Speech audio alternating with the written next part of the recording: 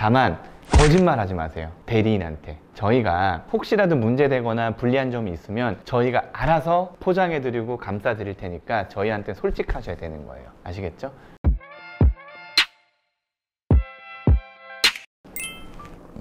안녕하세요, 김민성 변호사입니다. 오늘 말씀드릴 거는 요즘에 정말 저희한테 많은 문의가 들어오는 그런 내용이에요. 뭐냐면 급여가 없는데, 그러니까 무직인데, 아니면 사업을 하고 있는데 수입이 안 나는데, 아니면 나 오늘 취업했는데, 아니면 취업이 예정되어 있는데 회생 신청을 할 수가 있나요? 라는 그런 질문이에요. 간단하게 또 말씀을 드릴게요. 일단 회생이 뭔지 다들 아시죠? 이제 인간다운 삶을 누릴 수 있을 최저생계비만 인정해주고 나머지는 다 갚아. 그 정도의 성의를 보이면 법원이 직권으로 못 갚는 돈에 있어선 채권자한테 양보하라고 할게. 요게 회생이에요. 기본적으로 회생은 갚는 거예요. 갚으려면 급여가 있어야 되잖아요. 그 급여는 여러 가지 종류가 있겠죠. 근로소득, 흔히 제일 얘기하는 직장인 월급이에요. 그 다음에 사업소득, 개인 사업자가, 그죠? 심지어는 연금 이런 것들도 돼요. 그것도 정기적으로 들어오는 거잖아요. 여기서 중요한 게 뭐냐면 이 변제 재원, 그러니까 갚아야 될 돈은 지속적이고 정기적으로 고정된 급여가 들어와야 돼요. 장사하다가 뭐 잘 될 때도 있고 안 될 때도 있으니까. 근데 지속적인 매출, 지속적인 수입이 있어야지 변제 계획안을 수행할 수가 있을 거잖아요. 수행 가능성이 없으면 못 갚는 변제 계획안을 굳이 개시시켜줄, 인가해줄 이유가 없단 말이에요. 그래서 기각 내버려요. 그렇죠? 지금부터 말씀드릴게요. 중요한 것들. 첫 번째, 급여가 없을 때 회생 신청 되느냐? 급여가 없으면 회생 신청이 안 돼요. 급여가 없으신 분들은 이렇게 말씀드려요. 직장을 잡아오세요. 우리 마누라 사업장이 있는데 내가 거기 도와줄 거고 마누라한테 한 200 받기로 했어요. 이런 거 좀 애매해요. 이런 것들이 안 되는 건 아니에요, 법원에서. 왜? 고의적으로 소득을 줄인 걸로 의심한다는 거예요. 요 정도 평균 이 회사에서 이 정도 일을 하면 요 정도 급여가 나온다 라는 그 정도 급여는 받으셔야 되는 거예요. 지속적이고 꾸준하고 어떤 그 의심을 사지 않는 정도의 급여가 신고가 꼭 돼야 돼요. 두 번째입니다. 개인 사업자인데 소득이 없을 때 어떻게 하느냐, 이런 문의들 많이 올 것 같죠. 자영업자들 중에 뭐 돈을 버시는 분들도 있겠지만 솔직히 막 무슨 코로나 대출 받고 뭐 지원 받고 해서 연명하시는 분들이 거의 대부분일 거란 말이에요. 그런 분들은 소득이 없어, 회생 신청 되느냐? 안 돼요. 왜? 갚을 수가 없잖아요. 갚을 수가.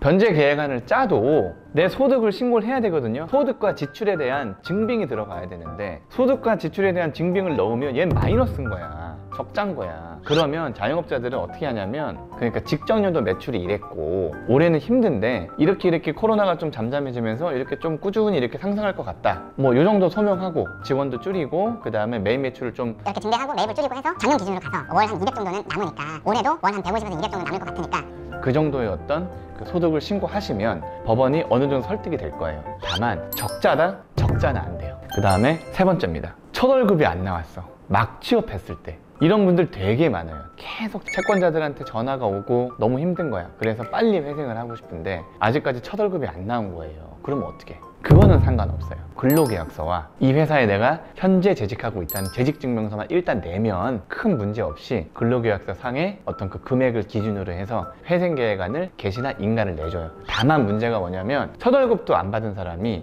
회생을 신청을 했어요. 그런데 개시가 났어. 그리고 인가가 났어. 그 다음에 월급을 훨씬 더 많이 주는 데로 이직을 한다. 이거 회생 악용하는 거잖아요. 이런 것 때문에 이 급여, 이 근로계약서 상에 이 급여를 꾸준히 받는지 안 받는지 개시 전에, 인가 전에 법원에서 확인을 해요. 통상 3개월에서 6개월 급여 통장에 찍혀 있는지 확인을 해요. 지난번에도 말씀드렸지만 조건부 인가라거나 아니면은 회생 개시 자체가 성실하지 못한 때가 돼서 뭐 기각 나거나 아니면 폐지되는 경우들이 있으니까 법원을 속이려고는 하지 마시고요.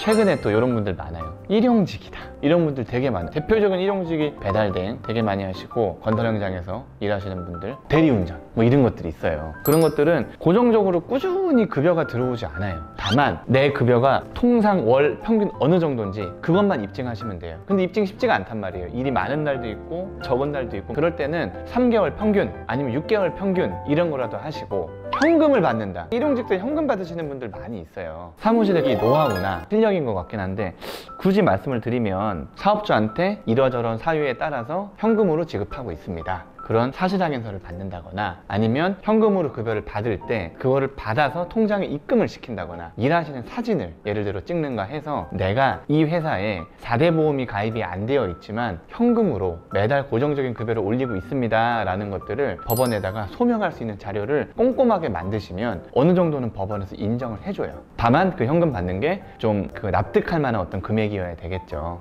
그 다음에 자영업자분들 중에 현금 매출 비중이 많으신 분들이 분명히 있을 거예요. 매출이 작고 매입이 더 많아, 적자야. 근데 실제로는 현금 매출이 많기 때문에 흑자란 말이야. 실제로는 돈을 번단 말이야. 현금 매출 수기장부 같은 거 있잖아요. 이런 걸 적으세요. 뭐 얼마 해서 뭐 1월 1일 날은 뭐 현금 50만 원, 1월 2일 날은 38만 원, 뭐 1월 3일 날은 50만 원. 이렇게 해서 내가 매입이 1000만 원인데 매출이 900만 원이 아니다, 적자가 아니라 내가 현금 매출이 한 500 더 있기 때문에 실제로는 한 400 흑자다. 이걸 기준으로 해서 변제계획안을 작성하겠다. 이렇게 하면 싫어할 사람이 아무도 없어요. 다만 현금을 지속적으로 꾸준하게 받고 있다는 소명, 뭐 매출 전표라든가 이런 것들을 법원에 제출하셔야죠. 이거 제출했다가 뭐 무슨 나중에 국세청에 뭐 두들겨 맞고 이런 거 아닌가? 국세청은 여러분들을 신경 쓰지 않습니다. 이거 가지고 막 큰 걱정 안 하셔도 됩니다. 구독과 좋아요 눌러주세요. 오늘 여러분들이 엄청 궁금해하시는 최근의 질문들이 되게 많은 거에 대해서 말씀드렸어요. 또 정리를 해드릴게요. 급여가 없을 때 회생이 되느냐? 안 돼요. 급여가 없는데 어떻게 돈을 갚아요? 급여가 없으면 회생이 안 된다. 취업을 하셔야 돼요.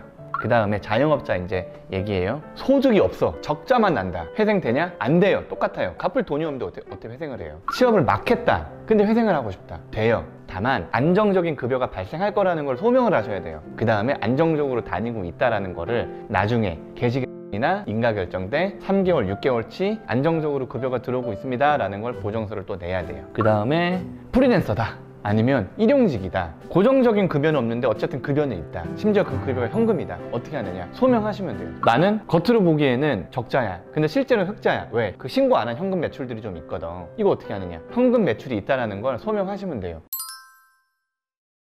회생은 기본적으로 갚는 거예요. 갚으려면 소득이 있어야 되겠죠? 소득이 없으면 회생 안 됩니다. 소득을 만들어 오세요. 그걸 만들어 오시면 과다채무 때문에 고통받으시는 분들을 얼마든지 저희가 도와드릴 거예요. 다만 거짓말 하지 마세요. 대리인한테. 저희가 혹시라도 문제되거나 불리한 점이 있으면 저희가 알아서 포장해드리고 감싸드릴 테니까 저희한테 솔직하셔야 되는 거예요. 아시겠죠? 저희가 다 도와드릴게요. 감사합니다.